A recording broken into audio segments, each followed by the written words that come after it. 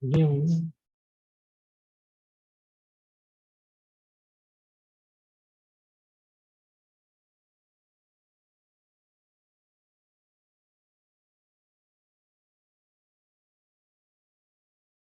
yalah.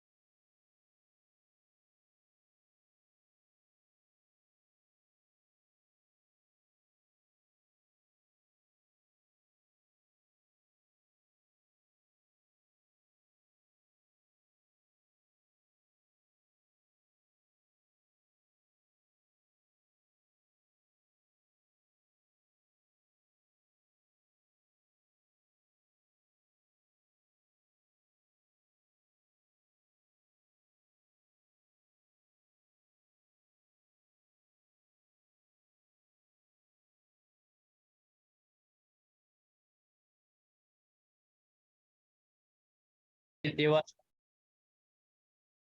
harus diwaspadai. Jadi ketika kita janji dengan Allah, jadi marabuka siapa Tuhanmu? Allah. Kalau Allah Tuhanmu, berarti kamu harus taat dan patuh kepada aturan-aturan Allah. Nah, sama aja, anak-anak masuk PR, perguruan rakyat, gitu kan? Di mana sekolahmu? Di perguruan rakyat. Ikut Kemudian aturan PR. aturan PR. Bagaimana PR mengaturnya? Kalau masuknya jam 7 pagi, pulangnya jam 2 siang. Nah, misalnya kan. Nggak boleh bolos. Nah, kalau bolos resikonya bisa tapi Lalu kurang nih. ya kan nilai bisa jelek, bisa nggak naik kelas. Itu jadi pemahaman seperti itu harus diterapkan dalam kehidupan beragama itu. Jadi kalau Tuhanmu Allah, apa rujukannya? Rujukannya Al-Quran. Nah, Al-Quran itu kalau tidak dibaca, tidak dipelajari, tidak dipahami, bagaimana bisa kita memahami perintah dan larangan Allah yang ada di situ, ya kan? Ya. Itulah gunanya kita mengingat-ingatkan mengaji. Kadang-kadang kita lebih sibuk mengurus masalah duniawi daripada masalah kembali kepada Allah nanti. Kalau kembali kepada Allah, jangan sampai roh yang ditiupkan itu tersiksa. Kan itu masalah. Karena ini juga Anas, karena antar gitu kan. Nah, itulah. Kayak mau sholat itu masih ada panjang waktunya gitu ya. Panjang waktunya sholat lagi. Nah, jadi ada di sebuah penelitian yang dilakukan oleh Ustadz Kamarudin, dia kebetulan binroh di Rumah Sakit Yarsi.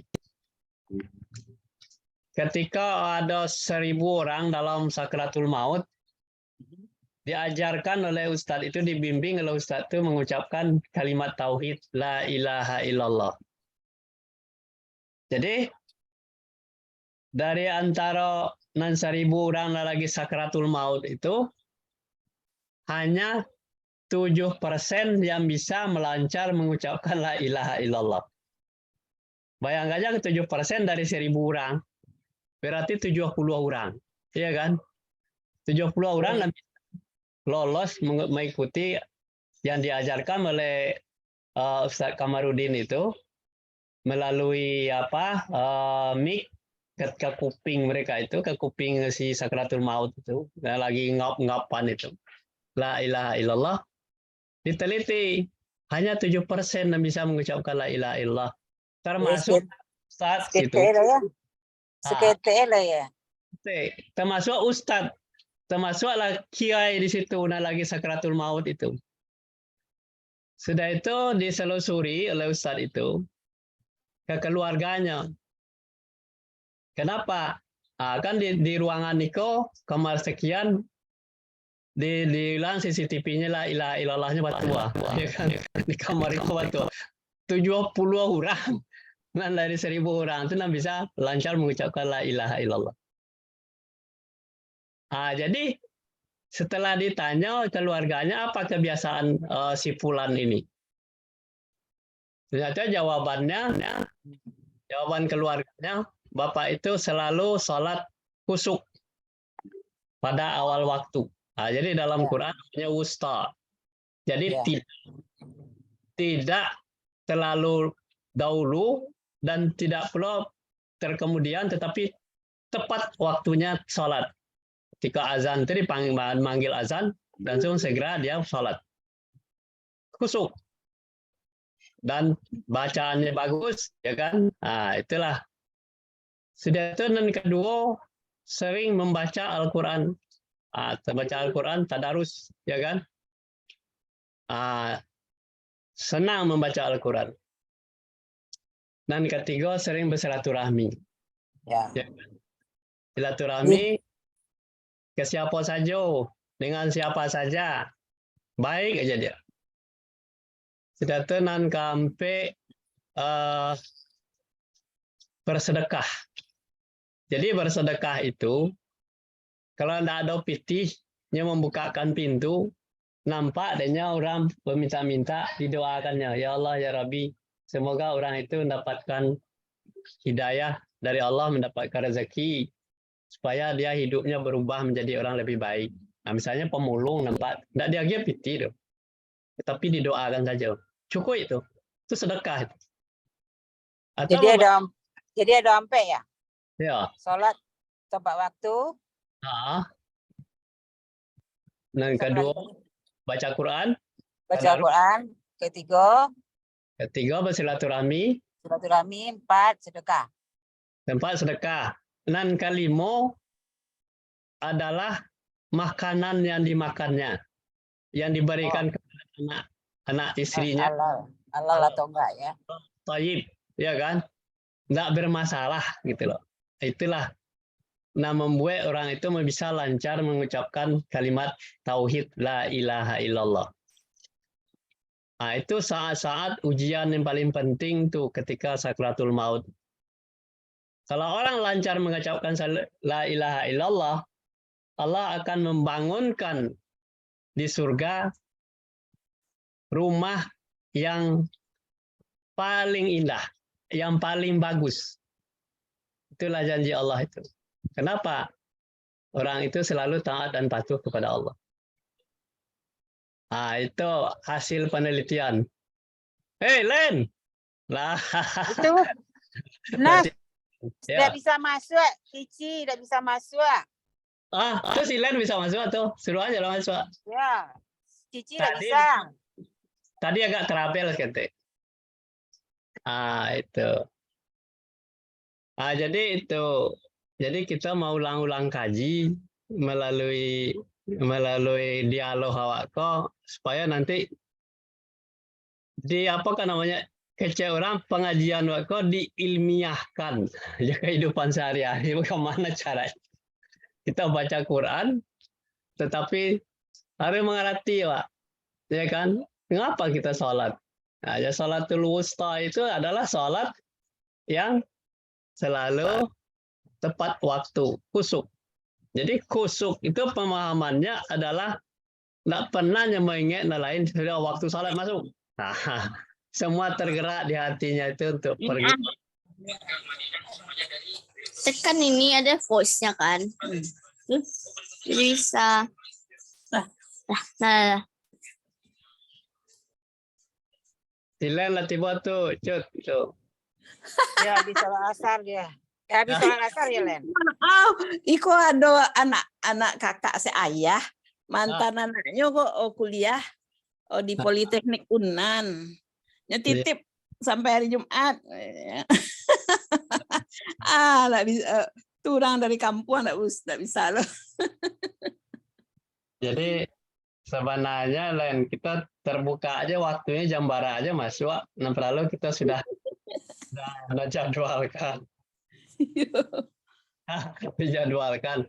Jadi untung jadi kita tuh enggak harus jam sekian. Kampanye jam berapa masuk aja. Namanya kita mau ulang-ulang kaji, ya kan? Iya. Nah, nanti apa nama manfaatnya bagi kita itu adalah memperbaru-barui iman, ya kan? Iya. Apabila kita dekat dengan Al-Quran, mudah-mudahan itu adalah bagian dari iman, ya kan? Nah, bagian dari iman itu beriman kepada Al-Quran. Buktinya Pak, kita jadwalkan setiap 2 minggu sekali kita baca bersama-sama. Kenapa kita harus baca? Ya kan? Karena mulai mulut kita. Nah, sebentar ya. Keluar dulu sebentar ya. Oh ya, Cut. Nanti mau, Cut. Bentar.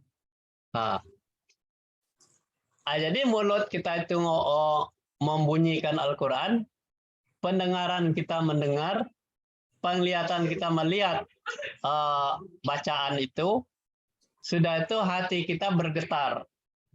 Dan semua organ tubuh awak kan 5 indera yang kelima itu, semuanya mendengarkan, melihat, dan memperhatikan. Jadi nanti akan menjadikan sebuah kesaksian. Jadi kesaksian kita nanti ditanya, kemana saja penglihatan kamu, kemana saja pendengaran kamu, mana saja hati kamu dan pikiran kamu ketika membaca Al-Quran. Jadi kalau kita membahas semuanya sebuah Al-Quran, terjemahan yang kita baca sendiri, itu untuk diri kita sendiri, bukan untuk orang lain. Kenapa? Nabi diberikan wahyu oleh Allah. Wahyu yang pertama itu kan namanya Iqra. Iqra bismi rabbikal ladzi khalaq, ya kan? Bacalah dengan nama Tuhanmu yang menciptakan, ya, yang menciptakan kamu, ya kan? Dan seterusnya ayat-ayat itu. Makanya kita selalu membiasakan diri untuk selalulah belajar. Kita lanjut materi kita dulu ya, supaya nanti ada nyambungnya lah seketik. Nah, pilihan lah ada tuh.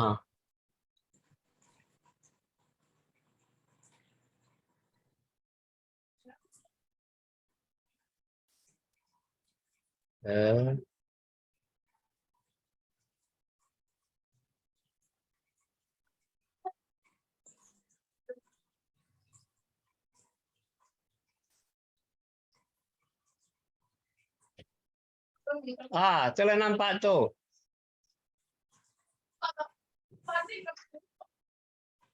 Len nampak. Len.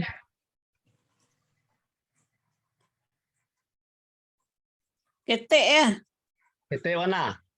Tinggal dulu.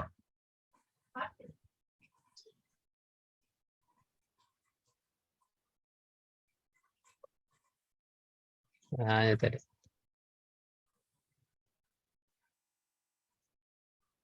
Kan dulu kita sudah mempelajari kok kan, namanya kan, nampak dah tuh, ketik jo.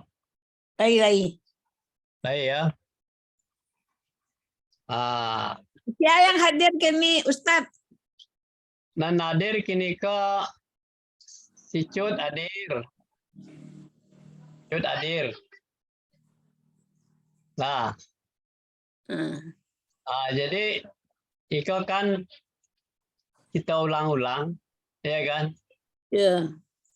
Kebanyakan manusia tidak bertakwa kepada Allah. Ya kan? Kenapa ada kalimat seperti itu, kebanyakan? Kebanyakan itu berarti banyak enggak? Banyak apa seketek, Len? Kebanyakan itu banyak menurutku. Banyak sekali. Apa? Ada anak tujuh pasal manusia itu tidak bertakwa kepada Allah itu? Karena sedang mempersekutukan Allah dengan yang lain. Yang kedua, tidak beriman kepada Allah. Memang benar-benar tidak beriman, karena kebanyakannya itu memang tidak beriman. Dan tidak beriman kepada tanda-tanda kekuasaan Allah. Yang ketiganya itu. Dan Contohnya, tidak contoh, beriman kepada para nabi dan rasul Allah. Dia tidak mau tahu nabinya mana, rasulnya yang mana, tidak mau tahu. Pokoknya tidak beriman, tidak percaya aja. Sebab masalahnya banyak orang mengatakan hanya Rasulullah, tetapi apa yang diajarkan oleh Rasul itu tidak dipelajari. Itu berarti kan tidak beriman. Yang kelima, tidak beriman kepada Taurat, Injil, dan Al-Quran. Kalau Taurat diturunkan ke Nabi apa, Tilen? Nabi Musa apa? Nabi Daud. Daud. Ya. Kalau Zabur kasih ya? Zabur Daud ya. Taurat. Ya, Zabur, Daud. Taurat Nabi Musa. Kan? Injil Taurat ke Nabi Musa ya. Nabi Isa. Injil Nabi Isa. Nabi Isa. Al-Quran ke Muhammad. Pada Muhammad, ya kan? Jadi setiap generasi itu beda-beda caranya bertuhan itu kan beda-beda. Perjuangannya beda-beda. Di Muhammad itu adalah yang paling kompleks. Terakhir sekali, kompleks sekali masalah. Masalah di Muhammad itu yang pertama, Muhammad itu dari segi ras adalah ras yang paling rendah, ya, suku dan terendah. Ya. Nah, tidak perlu dilihat orangnya, dilihatnya dari suku itu, tidak usah dipercayai lah Muhammad. Sebabnya anak bawang, tidak perlu. Itu Allah menguji manusia sebenarnya. Kenapa Muhammad itu yatim piatu, tidak punya ayah? Kok macet ya, Pi? Hah? Kok macet? Tidak punya ayah, tidak punya ibu, menumpang-numpang duitnya bapaknya. Sudah itu ia mengemban amanat yang paling besar, ya kan? Amanat yang paling besar untuk menarik kaum-kaum yang ada pada zamannya itu yang berada di jurang neraka, dikecekkannya oleh Muhammad ketika di Bukit Safa itu. Hai kaum Quraisy, katanya, kata Muhammad. Waktu itu hadir Abu Lahab. Ucapkanlah la ilaha asyhadu alla ilaha illallah wa asyhadu anna Muhammadar Rasulullah. Ya kan? Ucapkan asyhadu alla ilaha illallah, asyhadu anna Muhammadar Rasulullah. Kalau orang Arab paham banget. Aku bersaksi tiada Tuhan melainkan Allah. Ya kan? Bahwa Muhammad itu pesuruh Allah. Saking tak percayanya ke Muhammad, apa kata Abu Lahab bapaknya? Tidak tahu diri ya Muhammad, sholat. Tidak tahu diri, kita dengan bunuh orang. Jadi makan. Celakalah hari-harimu Muhammad. Kamu ini adalah manusia yang paling kalau pokoknya dicaci maki lah Muhammad. Makanya turun sahabat. Ini kan udah sana. Bilang semuanya.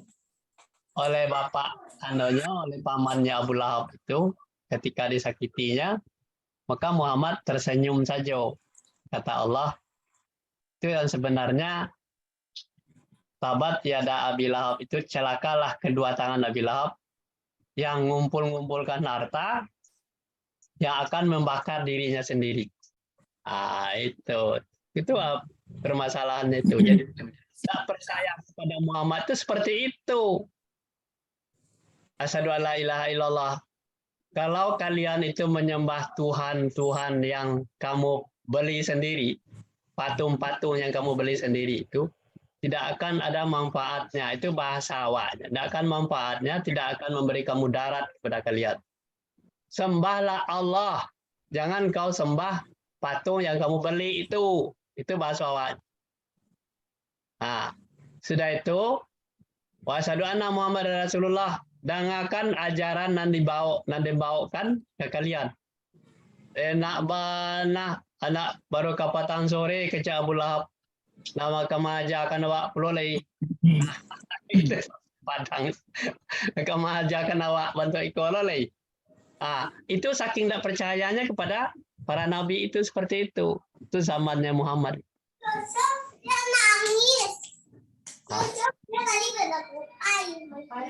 Itu juga sih.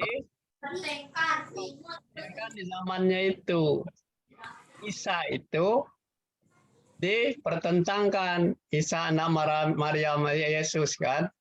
Isa ketika si Maryam hamil kan dia tidak punya bapak, ya kan? Jadi pamannya si Maryam, Zakaria, ya Allah ya Rabbi, ambalah tuo kuah. Nggak ada keturunan doh, istri man 20. Siapa nak akan menjadi keturunan nambo? Dijawab oleh Allah, ada ya keturunanmu adalah ya.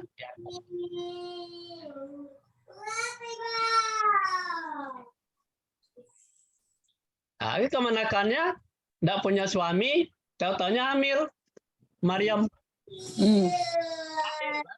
Isa, iya kan? Ya. Jadi si Maryam itu kan larinya di bawah basandanya di bawah pohon anggur.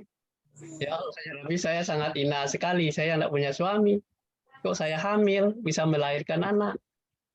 Jadi kecil malaikat, kamu tenang saja. Nanti yang akan bicara nanti adalah anak kecil kau. Ketika dipertanyakan siapa? Ayahnya. Ya kan tidak punya suami, tidak menikah. Memang tanyakan aja sama anak itu. Ketika dipertanyakan oleh masyarakat, karena itu langsung jawab. Bayangkan bayi baru lahir itu ngecek. Saya adalah seorang nabi utusan Allah.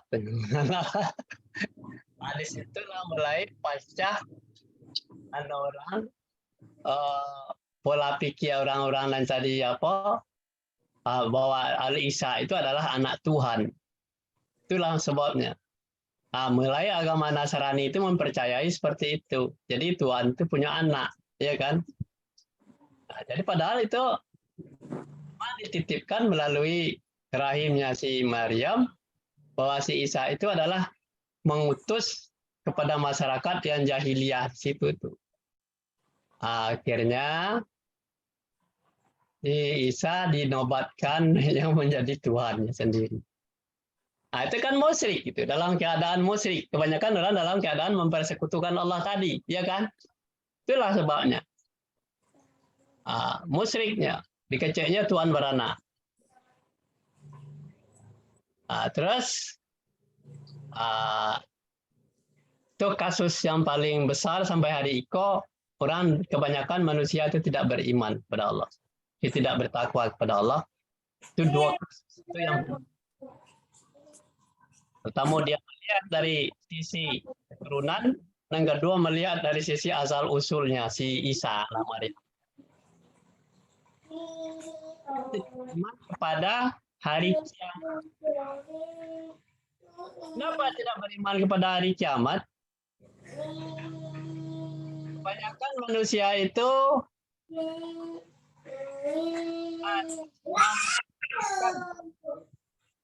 Masa orang yang sudah mati menjadi tulang belulang bisa hidup kembali. Nggak masuk akal. Nggak percaya dan itu hari kiamat itu kalau lah mati ya sudah selesai urusan.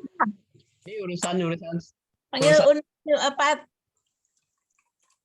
Nah, itu. Jadi hari berbangkit itu tidak percaya. Itu kebanyakan orang Tolong nenek apa? kiamat. Apa hari kiamat itu dia tahu. Kata Al-Quran, pada hari kiamat itu orang akan memulai hidup gerbang keabadian. Itu lebih lama daripada di dunia. Makanya persiapkan dirilah untuk sebelum mati. Kasus yang ke-6 itu, ya kan? Kenapa orang ada percaya kepada hari kiamat? Karena dia menganggap bahwa kehidupan nyata dibandingkan dengan kehidupan yang akan muncul nanti dan tidak bisa dibuktikan hari itu, hari kiamat. Tetapi dalam Al-Quran dibicarakan hari kiamat itu pasti datang. Nah, orang yang percaya kepada hari kiamat berdatang itu yang disebut dengan beriman kepada Al-Quran itu. Percaya kepada Al-Quran. Yang ketujuh, ya kan, tidak mau mendengarkan ayat-ayat Allah serta berpaling daripadanya. Itu tidak mau mendengarkan, ya kan, dan berpaling. Berpaling itu artinya apa? Kalau orang tidak tahu mendengar, berpaling adalah kita tujuan untuk menjadi jambang akhirat, tidak usah di dunia aja lah, nanti aja lah. Masalah nanti, masalah baca Al-Quran, baca ayat-ayat Al-Quran, mendengarkan itu nanti bisa banyak itu di YouTube. Kalau mau mendengarkan, dengar aja. Nah, itu berpaling namanya tuh. Berarti tidak berkenan kan mendengar-dengar aja. Tapi maunya Allah itu dengar ayat-ayat Allah beserta berpaling. Jangan sampai seperti itu. Jadi kita cukup. Kita apakan, jadwalkan kegiatan kita itu dan membaca Al-Quran, ya kan? Dipelajari ayat-ayat Al-Quran, kita jadwalkan. Nah, makanya kita jangan sampai kita berpaling. Ayat Allah itu akan selalu menyentuh kita untuk ke depan. Itu kira-kira penjabaran untuk tuh. Tadi siapa nama masuk ke dalam laporan orang tuh? Cari lihat. Bisa lihatlah.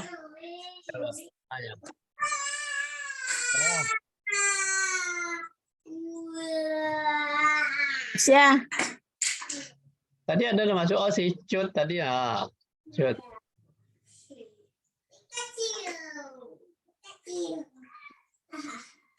Rafaela si Cut ah.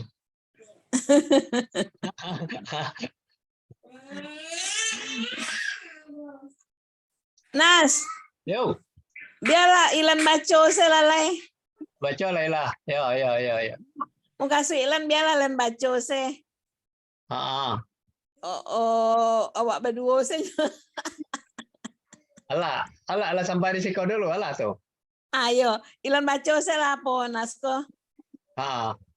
Iya. Ya. Mudah-mudahan kita lanjut lagi. Kita kalau ada masuk tuh. Yo, mau baalah. Supaya Ilan tadi ada saya alangan. Memang itu godaan kita. Dan kita harus pahami itu bahwa setan itu tidak mau berhenti, tidak mau diam. Bahkan untuk kebaikan hanya boleh dimasak. Itu namanya rintangan, Len. Iya. Anggap itu adalah sebuah rintangan aja. Kadang-kadang kita jangan sampai mundur. Kita jadwalkan semaksimal mungkin. Tidak usah lama-lama. Iya. Berlalu kita mengadakan itu. Ayo, ada ya, Len ya. Ayo baca selesai. Lanjut. Kita tutup dengan membaca Alhamdulillahirabbil alamin. Alhamdulillahirabbil alamin. Iyalah. Ya Nas, makasih ya Nas. Yuk, sama-sama, yuk.